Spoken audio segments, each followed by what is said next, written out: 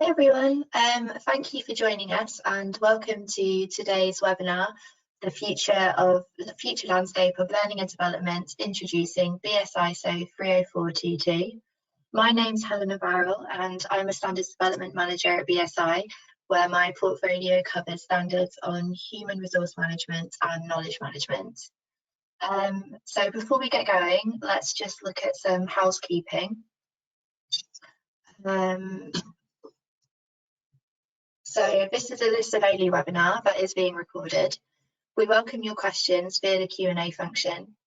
You may submit a question at any point throughout the webinar and we will then hold a Q&A session at the end of all the presentations. Simply click on the Q&A button in the side panel and post your question. If you experience any technical difficulties, please submit your issue via the Q&A function and our team will help you out. On completion of the feedback survey, BSI will forward the presentations and recording of the webinar in due course. This is a CPD recognised webinar. Please request your certificate via the feedback survey following the webinar. So I'd like to introduce our amazing panel of experts who are all joining us live today, and they all took part in the development of this new standard on learning and development. I'd like to introduce Valerie Anderson, Kirsi Keki and Sunil Hashmukari. Valerie is a Professor of Human Resource Development and Education at the University of Portsmouth. Prior to her academic career, Valerie worked in operational and consultancy learning and development roles in private and public sector organisations. She chairs the BSI committee responsible for standards development in human capital management and was convener of the ISO working group that developed ISO 30422. Kirsi is currently Learning and Workforce Development Officer in the UK's biggest public sector trade union, Unison, where she helps members to access learning opportunities. She has also worked in a number of other trade unions, both in the UK and Finland, covering roles in project management and organising and delivering training in trade union education. And then I'd also like to welcome Sunil, who is joining us from Malaysia. Sunil is Group CEO at HC Consultants Group, the co-founder of the Malaysia Association of Professional Trainers and Coaches, and the founder and president of the Malaysia Positive Psychology Association. Sunil was the only representative from Asia who served as a subject matter expert in the development of ISO 30422. Now I'll hand over to Sunil, who will get us started by talking about the changing landscape of learning and development and the need to tackle the skills crisis. Over to you, Sunil. Thank you. Thank you very much, Helena. It's such an honor and pleasure to be with all of you over here. And what I would like to do is just take a couple of moments to help you to really reflect and understand how the changing of the landscape for the learning and development has taken place over the last couple of years, and it has just been intensified a lot further thanks to COVID. The last pandemic that the whole world experienced, I think, has really driven a huge change in what we have noticed. Strategic HR roles and L&D roles have become more and more important as HR leaders needed to become business partners and leaders that drives the business together with the senior management of organizations. In the L&D space, the way the traditional L&D was being done and to now what we'll need to do, it's very, very different, and we'll go through that in a little bit. You also notice that the focus has become more now on productivity, performance, and profits, given the losses that organizations have experienced over the last couple of years. Ladies and gentlemen, you find that digital world and analytical skills have become superior and far more important in today's time and era. Organizations that were holding back from digital transformation have suddenly discovered that during the pandemic, they had absolutely no choice but to go through the transformation journey and hence embark on massive digital transformation efforts. In the learning and development space, there was an increased need for hybrid and blended learning experiences so that people could still continue to nurture and grow themselves and contribute to the organization.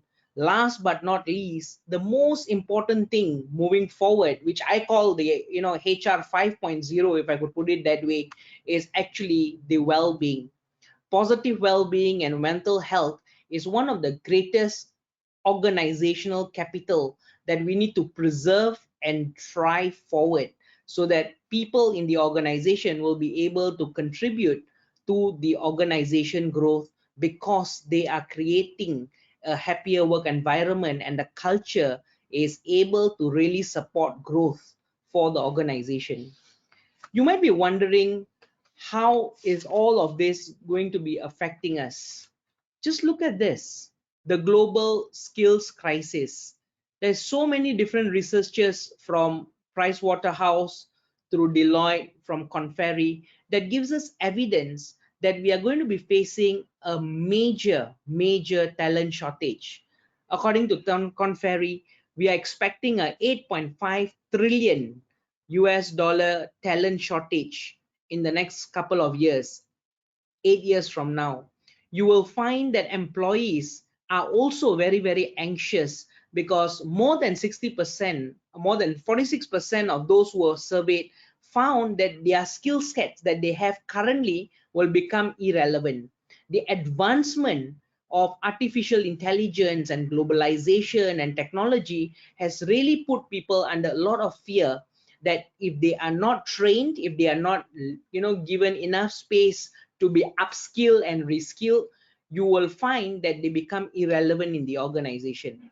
If you look at the item number 2, the first column, you will find that 64% of L&D professionals feel that reskilling the current workforce is one of the topmost priority. So organizations needs to drive in a very different way from the way we were doing. And what are some of our recommendations and things for you to explore? Includes, number 1, really aligning the learning and development strategy to be in congruence with the business strategy. And this can be done very easily through co-creation and an alignment for all employees. Previously, you could have 20 people that needs to attend a training and put them in one classroom, but you may find that the learning capacity and capabilities are different. Therefore, creating a personalized learning and development journey for every single employee becomes critical at this point of time. Moving forward, the recommendation is to leverage truly on the 70-20-10 learning and development approach, and focusing a lot on positive well-being skills for the entire organization, so that members of the organization, employees across the organization can truly flourish, and hopefully that will help to thrive the organization. Embedded learning or blended learning has become critical, and it will continue to play a significant role. While classroom trainings are starting to become more exciting because people can come together, have face-to-face learning, but blended learning becomes very holistic, because you could have a classroom training and then build in together with the classroom training a couple of online sessions, which will really give people a proper learning opportunity. Some of the mindset shifts that becomes very useful is, number 1, to really help people discover their ikigai, right? That's a Japanese word to help people discover their purpose. The more and more purpose driven employees become, you find that they're able to really serve the organization in an effective manner. The 3A of mindset shift that comes to my mind is helping people in the organization to become more agile, driving accountability, and using appreciation to truly create the happier work environment. And last but not least, let's focus on creating the culture of the organization to be very focused on strengths and on solution focus. Ladies and gentlemen, let me turn you over to Valerie, the chair who actually led all of us when we were designing and developing this entire L&D standards. Over to you, Valerie. Thank you very much, Sunil. That's a really helpful introduction to some of the opportunities as well as some of the challenges that we are facing in the current economic crisis. And of course, this webinar is organised by BSI, But the standard that we're talking about, learning and development, is an international standard, and we're very, very conscious that international issues pertain to the way that learning and development might be organised and the particular challenges that different organisations are facing.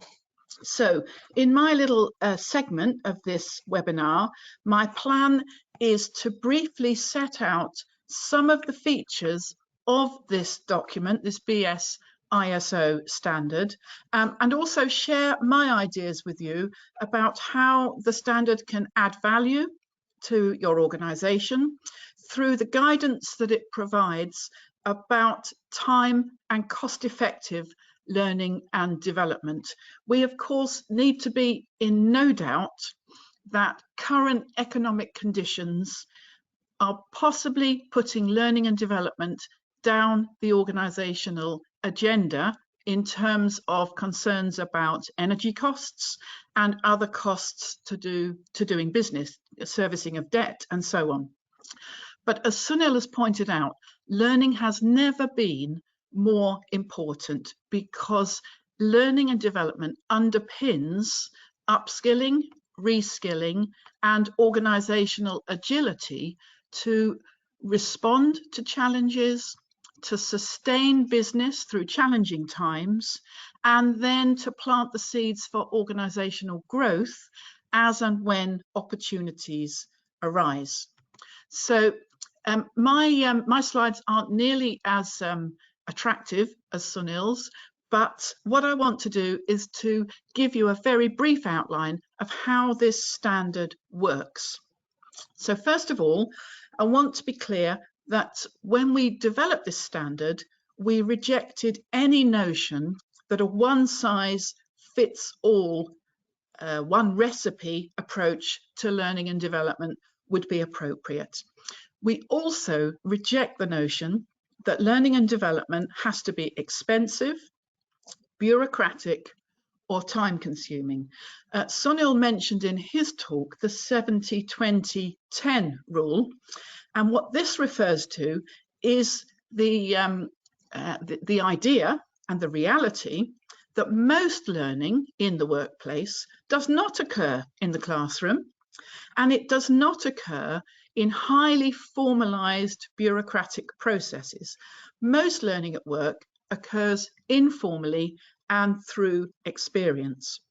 So in developing this standard, we were very clear that every organization is unique and that every organization's context, its size, the country or countries it operates in, its priorities, its opportunities, the available technology it has, all these factors mean that cost-effective and time-effective learning and development requires a bespoke or a flexed or a made-to-measure approach. So the standard works on the basis that learning and development can and should be flexed to meet the priorities of organizations of all sizes and of all types. A second premise of the standard is that learning does not take place in isolation. Learning is part of the lifeblood of the organization and of the groups and teams that make up the organization. So this standard recognizes and affirms that the point of learning and work, as Sunil so ably said, is to contribute to smarter working, to operational effectiveness, and to the achievement of priority goals, sustainable business operations.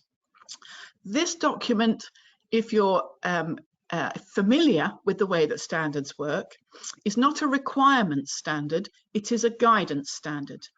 And the detail of the guidance provided in the document is provided in the right-hand side of this slide, the Plan, Do, Check, Act. But we're very conscious, as I've already mentioned, that learning is an important part within an ongoing cycle of continual improvement for the organisation, for teams, and also for individuals. So, as I've already said, I was very proud to lead the development group for this standard, And it is a source of pride to me that the document is the result of inputs from experts from 4 continents, as well as expert bodies such as the International Federation of Training and Development Organisations and the European Trades Union Confederation.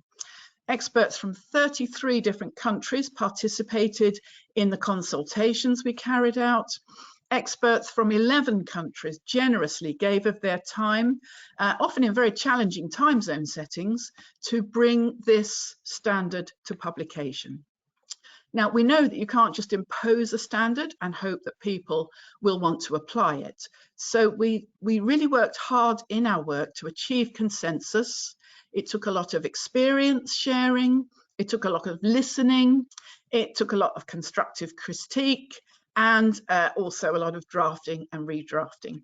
But we are confident that the document we've developed and that BSI have decided to endorse and publish is fit for purpose. And it enables you to check where learning is working in your organization already. And it also enables you to then identify where you can make learning work harder for you. So it works within the existing management discourse of plan, do, check, act. It suggests and it provides guidance on how you can identify learning and development needs, priorities in your organization, how you can then plan useful ways of meeting those learning and development needs. It then talks about how you can assess the extent to which those are working for you or flex them. And it provides further guidance on how you can evaluate the success of learning and development in your organization. So I'm very confident that this standard is worth taking a look at, whether you are a hard-pressed line manager or business manager with no formal background in learning and development, or whether you are a seasoned learning and development professional, or someone whose role is to train or educate the next generation of learning and development professionals.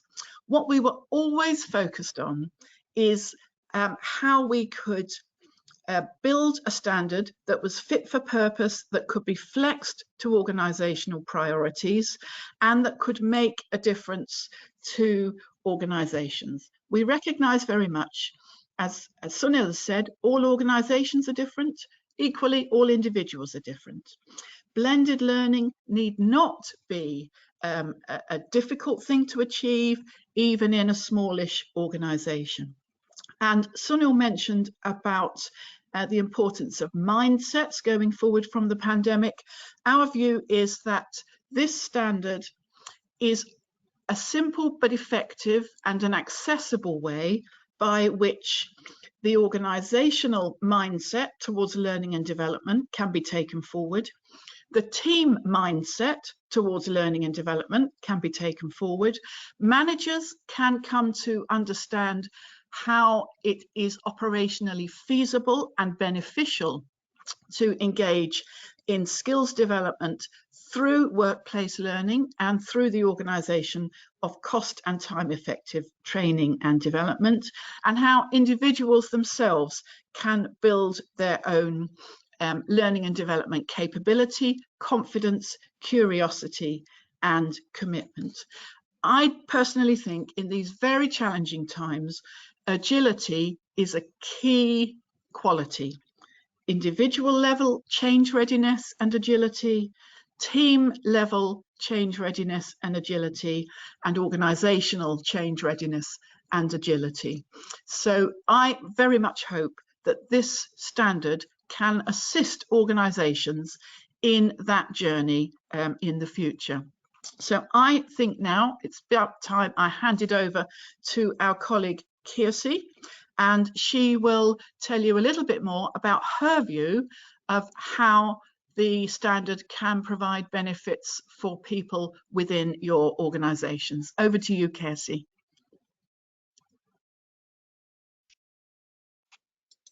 Thanks, Valerie.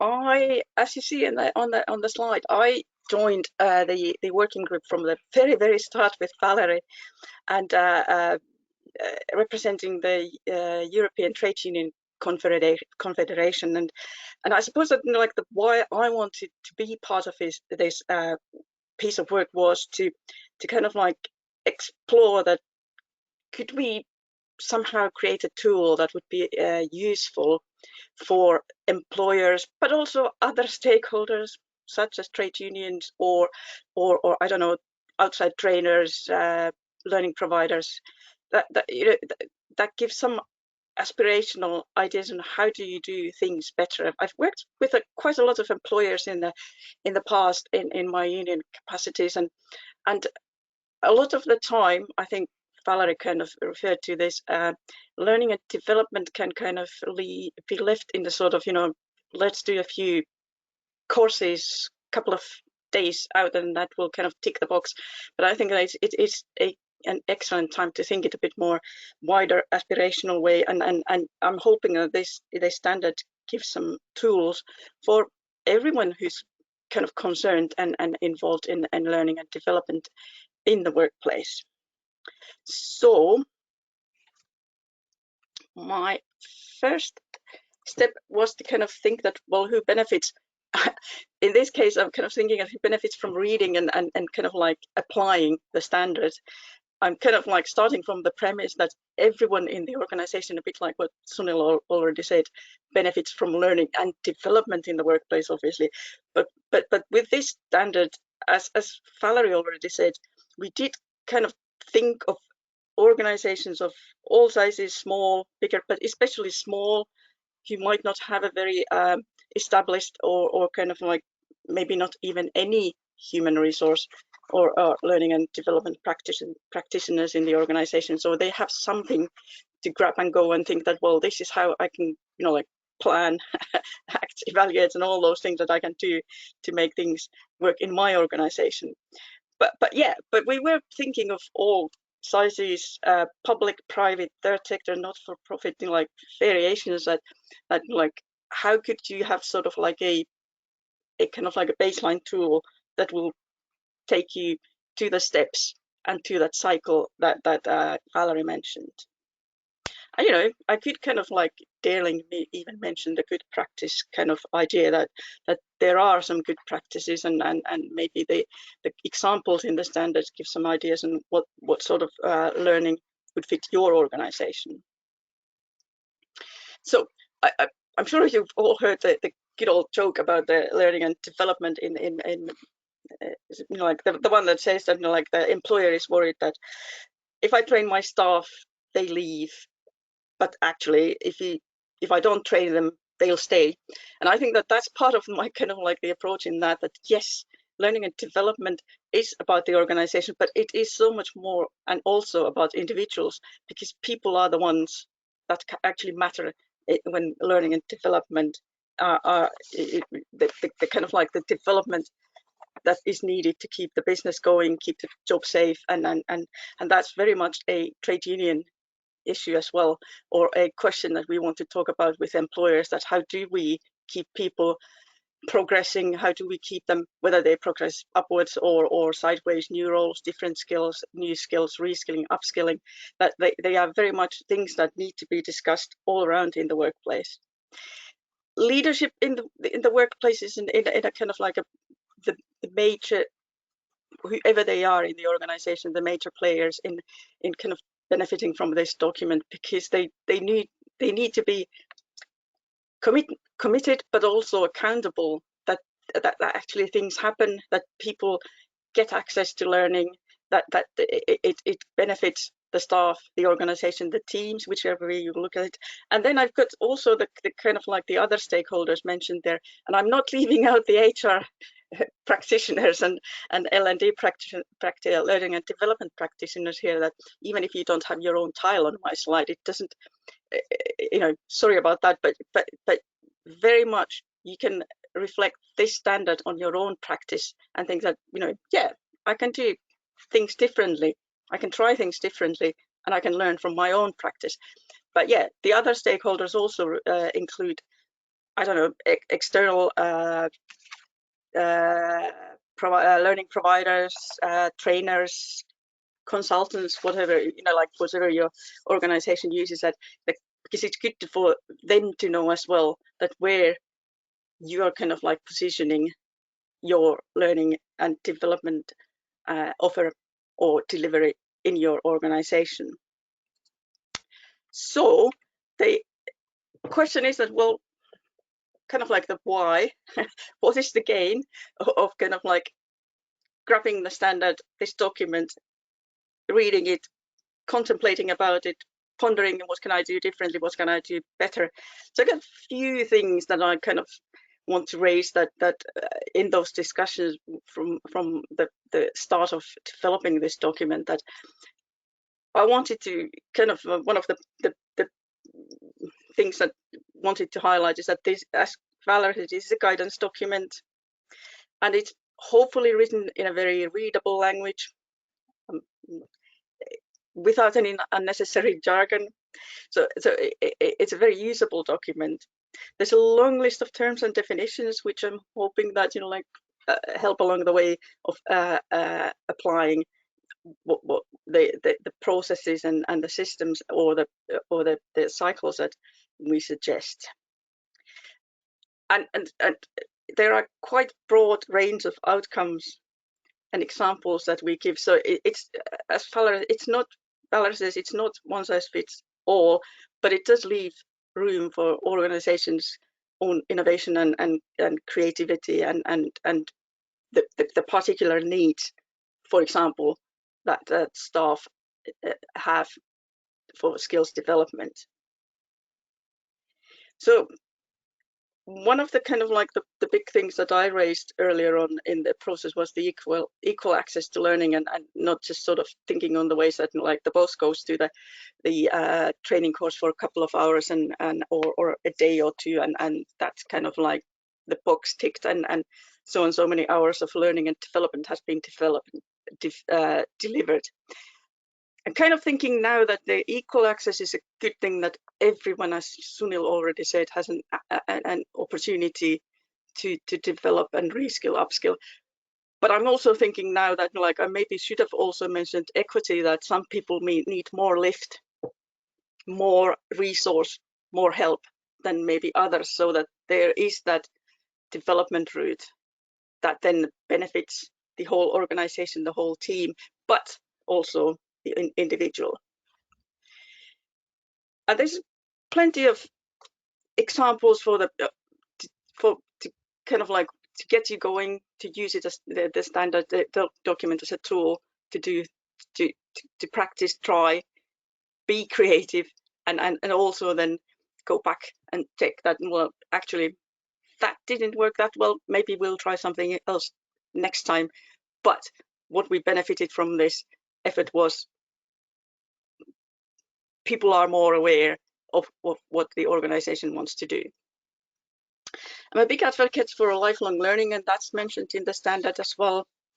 So the kind of premise that it's a constant journey, and I think that comes through the document, and those who adopt the document adopt that sort of thinking as well, that it's continuous process cycle, whatever it is, but also that, you know, like that you take everybody on that journey, and the partnership might include trade unions in your workplace, could include other partners, outside partners, that constant learning inside outside organization helps you with that future proofing, because it is about jobs. We spend so much time at work and earning our living, and this all these other pressures as well. So it's kind of like looking forward is one of the things that I would like people to gain from this document, that how can I do that, and what helps me to do it better.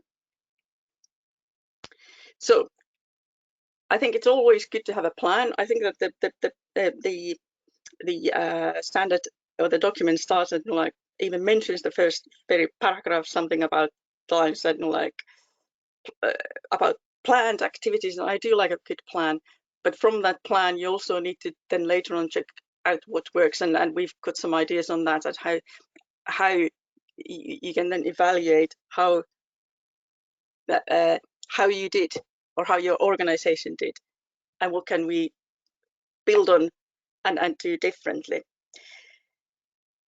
And yeah, this is a kind of like, this is a thing that, like, it's not an easy one, especially if you're introducing a new learning and development practice in your organization, or your rising star new manager. It's not easy. It is very time consuming, but on the other hand, it is that, you know, like, useful, helpful thing that takes you to you and your organization to the future. So yeah, it needs a bit of effort, and it needs a bit of reading through the document and assimilating it. But, you know, in the end of the day, I'm sure that there are ways that actually then give that kind of like the revelation that actually we can do this differently, we can do it better, we can talk to new partners, we can talk to trade unions, we can engage the staff better. And also I think that where, you know, like, kind of like, what sort of items do we need to actually tackle now? And that kind of leads to my next kind of thinking of, well, for example, how does your organization think of, say, for example, these United Nations Global Sustainability goals, which I'm hoping that you've seen before, and they are all about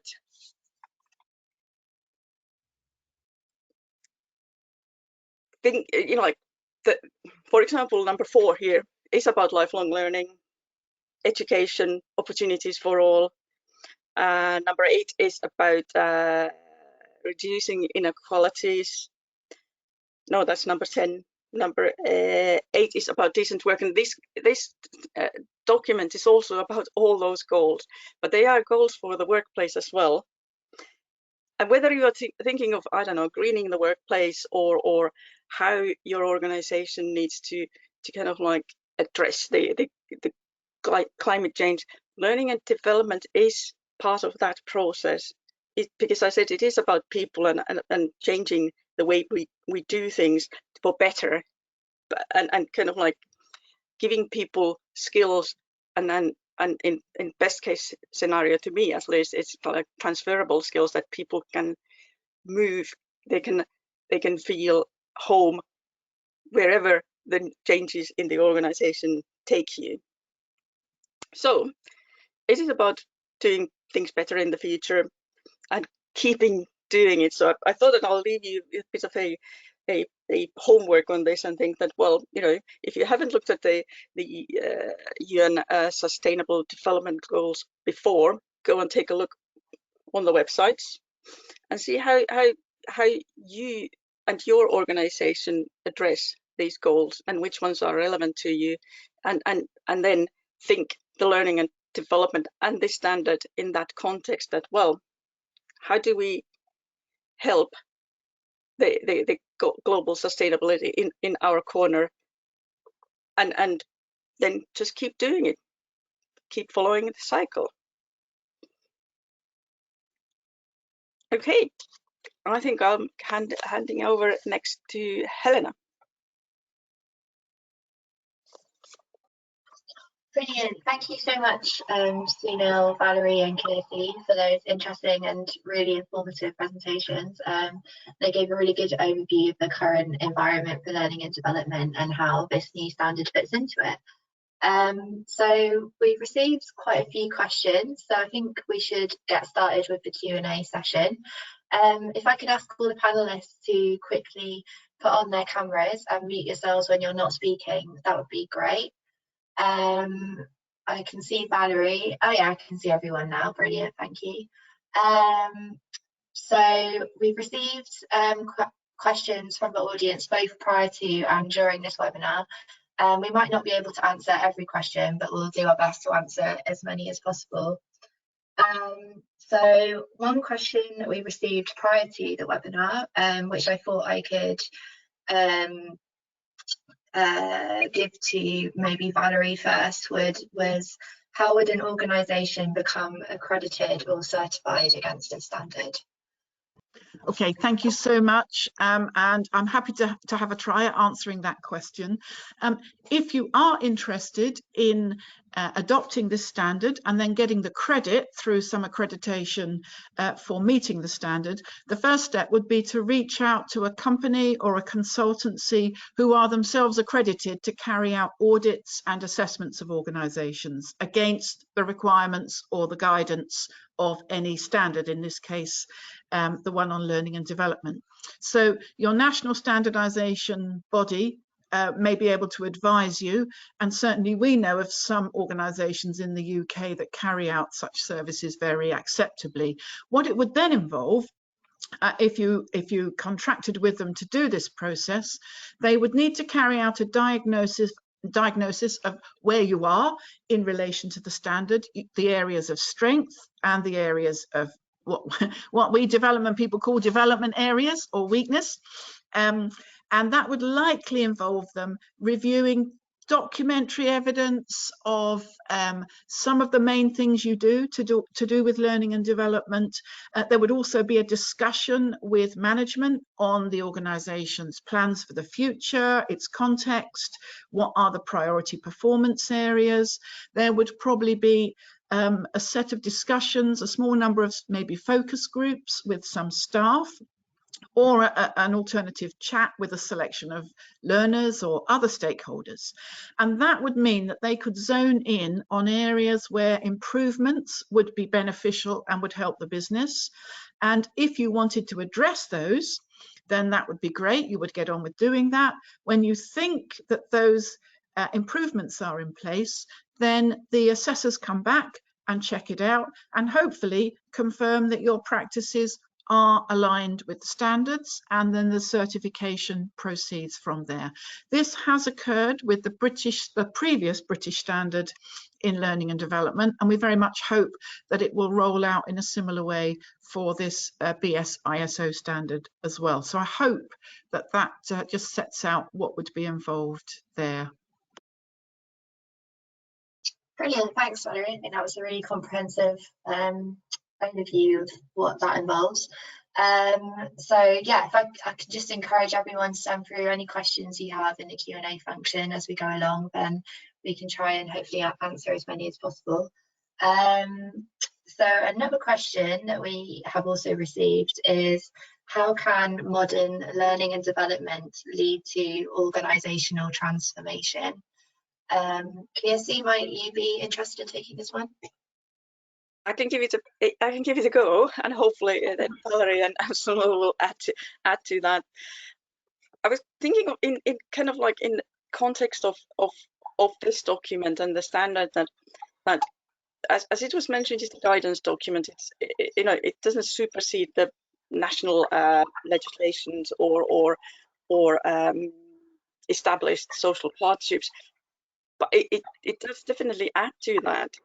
And I think that the kind of like the question about the modern L&D is that how do you make it more, as I said, sustainable, something that keeps the organization going, something that is supported and championed by the leadership, and there is kind of like good collaboration, communication all around, and kind of like real impact. That's always kind of that, like the thing that's kind of like worries about me personally about a lot of learning and development, and it's just for kind of like so many number of hours were delivered, and that doesn't really tell you much about the actual quality or what was done, and even about the kind of like the outcomes that the organization might want from learning and development. And it's not only about the kind of like the bottom line, that there's a way wider need to think of the measurements, that how do you know you did this well. So yeah, I think that like at the best of the times, modern L&D does things differently, but also takes everybody along the route. But maybe, I don't know, Valerie, you might have something to add to that. Yeah, I just unmute myself so that I might actually say something. I suspect that Sunil will have a view from the Asian perspective as well. But I think my view would be there, how learning and development contributes to transformation. First things first, I always get very anxious when some chief executive says we are going to have an organizational transformation, because it quite often ends in tears. So I think very much where learning and development can contribute is by contributing small steps, incremental changes that themselves add up to quite substantial transformation when you look back and you think, wow, that was incredible. So the first point to make is it's about small steps rather than some very expensive learning and development led transformation process. But ultimately, change only sticks if the mindset changes. So I think the big area of contribution for learning and development is to foster and facilitate mindset change throughout the organization at the level of the individual, the team, the business unit, the organization as a whole. And I think the other important thing about learning and development is it's very embedded. It is based in the workplace. So learning and development changes and learning and development enhancements link with other features of systemic change. And it is as people learn to operate through the whole system of the organization that change can occur. So that would be my personal view. But it's possible that Sunil has also another perspective to add there. Thank you very much, Valerie. Adding on to what Kirsty said and what Valerie said, I think one thing that I have observed in organizations in at least the Asian as well as the European and the South African clients that I've done work with, I noticed that they will have one person trying to lead or a team leading the entire organizational transformation. Then you have got another person leading the learning and development. Then you have another person trying to drive the employee engagement. Then another person is trying to drive another initiative. And everybody is running in 4 different directions of the world. How do we ever achieve an excellent, sustainable, and an effective transformation if we are trying to do everything in bits and pieces? So I think when you do a full-blown organizational transformation, I think learning and development has a very, very critical role to play. And this is why when you really design your organizational transformation journey, the L&D piece has to be fitted in very nicely to ensure that whatever learning and development programs that we are putting in place for the organization are in line with the culture transformation, in line with the mindset shift, is in line with the overall organizational transformation. We cannot allow it to go on the way we've been doing things in the past, which is in bits and pieces. That's why organizational change and transformation has to work hand in hand with employee engagement, talent development, learning and development, and it's a whole chain and a whole design by itself. So that is my 2 cents of answer, if that may be useful. Thanks, Sunil. I think that was definitely useful. So also looking towards the future and change, another question we received was, what is the future of learning and development in the world of AI? Valerie, might this be one for you? Yeah, thank you very much, Helena. This is an interesting question, and I'm going to try and keep it brief because it's a bit of a open-ended question. Artificial intelligence, machine learning are very new on the corporate agendas, although they've been very much part of marketing and comms for a bit longer. And we're not quite sure where technology will take us. I often think that artificial intelligence is actually algorithmic management because it actually involves a lot of processes which prompt and process information to hopefully to the benefit of the organization. So what will it mean for learning and development? First of all, I think rather like Google, artificial intelligence could could personalize the learning experience. So just as if you ever go onto Google and do a little bit of shopping, rather irritatingly sometimes, you get lots of prompts about other products you might be interested in. This is quite useful for learning and development because it could prompt learning opportunities that would suit, for example, Kirsty or Sunil, given the previous program of learning that they've undertaken. So I think it'd be very useful for that. I do think it will also help us to integrate learning with work. A lot of learning does take place through experience, but there is a concern there as well as an opportunity, because I have certainly seen in my experience as a practitioner, people have learned inappropriate behaviors and inappropriate skills in the workplace. Now, with something like artificial intelligence, it is possible for people to be able to, if you like, nibble at bite-sized pieces of learning and development through their working day. So it saves money. You don't need to go off to a course, but you could perhaps tackle things through the working day, but they are the things that your organization wants you to learn, rather than another colleague thinks might be useful, but actually are not appropriate. This wouldn't be for everybody, but one thing that artificial intelligence and machine learning could do in some organizations is what we're referring to in the research field as gamified learning and development. Now, actually, where it's been piloted in some large organizations I know about, it hasn't been very popular with many members of staff. It works for some, but not for a lot. But it is possible we should be aware of it. And I do think that artificial intelligence will be increasingly used in learning and development metrics, training evaluation, the number of likes or recommendations that particular training things occur. But I do want to go back. So there's lots of things there that artificial intelligence might help with learning and development. But I do want to go back to a point that we've all made earlier, which is much learning and development occurs through the process of work itself. It's in the workplace, whether that workplace is digital, hybrid, or in a building somewhere. And that will not change. So the process of managing learning will not change. Artificial intelligence and machine learning may give us a few more tools, but even if it's a very small organization and those things aren't available, that does not mean that learning will become impossible. In fact, it may be just as productive done in context in the most appropriate way. And that, frankly, is what our standard tries to, the message it gets across. We don't spend a lot of time in the standard on technology because we recognize that not everybody's got the resource to deploy all those technologies. That's a long-winded answer, so I apologize, but I did my best. Thanks, Valerie. Does anyone else have anything to add, or shall we move on to another question? Yeah, Kirsty?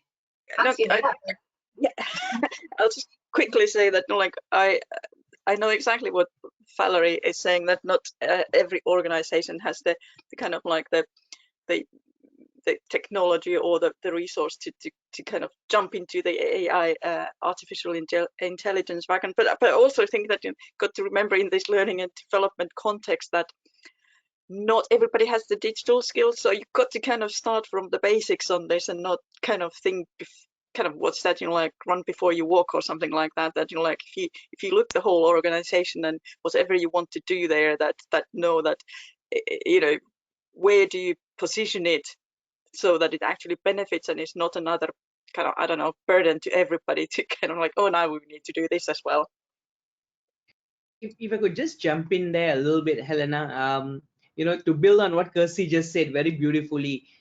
While I think, having this very glamorous word called artificial intelligence and AI sounds very sexy and nice, but if you really sit and do an assessment or have conversations with the community of HR leaders, at least in the Asian context, after having conversations with so many of them in the last 2 years, many organizations were struggling to even get people to do online learning. Blended learning, while it also sounds very sexy, people jumped at the very first opportunity they could to have a first face-to-face workshop. So I think, yeah, all this sounds really nice, I think, but fundamentally my invitation to you, dear HR leaders and friends, is to please focus on designing your L&D right. AI related tools, or online or blended or hybrid, all those are the delivery mechanisms that can be designed later. But first focus on personalized learning and development, ensuring that the key learning for growth take place in the right and appropriate way, and then look at how technology can support. Let not technology become the driver, let the intentions be the driver, and the learning be the key thing that we want to take away. So that's just my, again, another 2 cents of thoughts. Brilliant, thanks.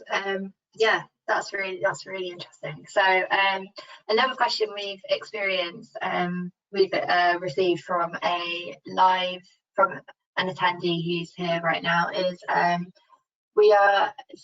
this one's from Fiji. They've said, we are experiencing a labour shortage here in Fiji post-pandemic. An area that has been looked into is the TVET sector development. And they've asked if there are any other areas that they can learn about in this session.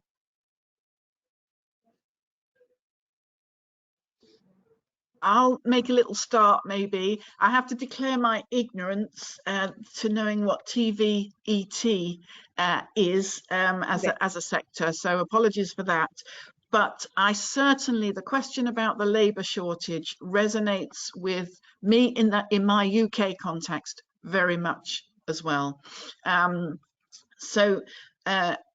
is possibly exacerbated by the pandemic and by other factors, but almost every, or as Sunil referred to this in his talk as well, increasingly organisations are finding it hard to recruit and hard to recruit the skills that they need. So upskilling, reskilling, and making the most of the people that you've got, and also certainly making sure that employees do not want to leave your organisation to maintain the workforce that you've got is crucially important.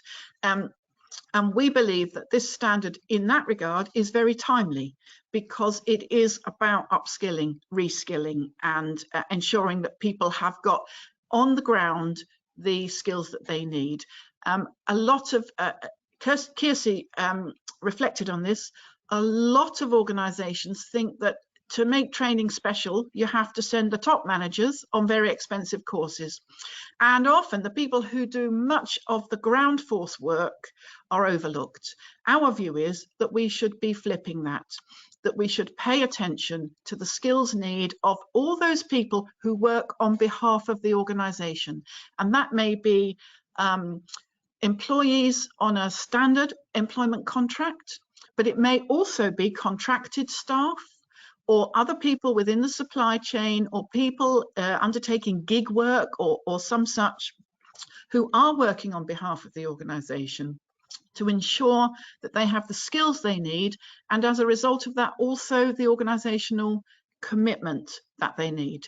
I will just say, with regard to the TVET sector, which I know nothing about, this standard is an ISO. It was developed for ISO. BSI have adopted it. So that does mean that it will dovetail and align with any other international or national standardization body approaches to different features of business. And we see that as very important. This is not like having to learn new things.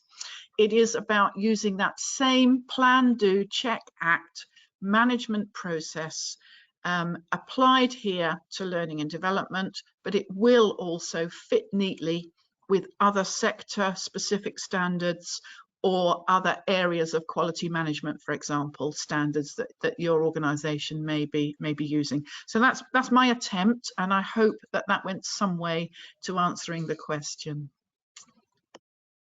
Yeah, I think we've only got a few minutes left, but Sunil, is there anything you quickly want to add to that? Yeah, so I think TVET is it's starting to gain its popularity a fair bit. So TVET actually is this technical and vocational training education, right? So what happens is the training qualifications and the learning and development actually happens on the ground. So TVET is actually very supportive of our ISO standards, right? And to Valerie's point earlier, dear HR leaders and friends, I think we really need to shift the way we've been thinking of learning and development should be. This is what happens typically in organizations. Having served Asia, Europe, and South Africa over the last 17 years, I can tell you this with conviction, that they will spend 100,000 pounds for the senior leadership team. For middle management, they'll find someone from a neighboring continent and bring that person in.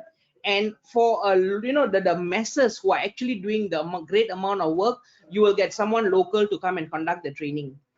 I am not saying no, don't do that. All I'm doing is asking you to invite you to think about how can you ensure whatever is taught and learned and applied at the leadership level and at the management level and at the executive level is similar.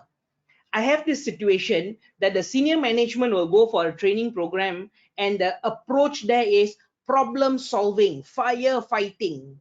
And then the middle management will be like, Sunil, we loved your solution focus and strengths driven approach. Can you please come and teach us that? I'll empower the team, teach them, guide them, and eventually the feedback comes, oh Sunil, sorry lah, but the approach at the top is very different. They want us to focus on the problem solving model. And then you hit all these challenges. So the strategy here will be to ensure whatever is taught at the top is consistent to the middle management, and then it's consistent in terms of its approach to the lower management. And in that way, you get the entire organization singing one song, not ABC at the top, QRF at the bottom, and God knows MNQVST at the middle management. So consistency is the key. That's a very good message to end on. So I think we're nearing the end of the webinar now. So before I wrap things up, I just wanted to briefly cover some of the next steps you can take. So you can buy a copy of BSI ISO 30422 by searching for it on the BSI shop or following the link provided on this slide. It costs £192 for non-members, but we're giving webinar attendees 10% off with the discount code LEARNING10.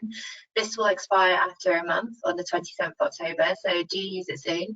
And finally, if you're interested in having your organisation certified against ISO 30422, you can contact the Centre for Assessment, which will be one of the certification bodies providing this option. So I'd like to say a massive thank you to all the panellists for your presentations today. I'd also like to thank everyone in the audience for joining us and submitting such interesting questions. And yeah, that's it from us. Goodbye, everyone, and I hope you enjoy the rest of your day. Thanks. Bye. Thank you. Thanks. Thank you Bye-bye. very much. Bye-bye.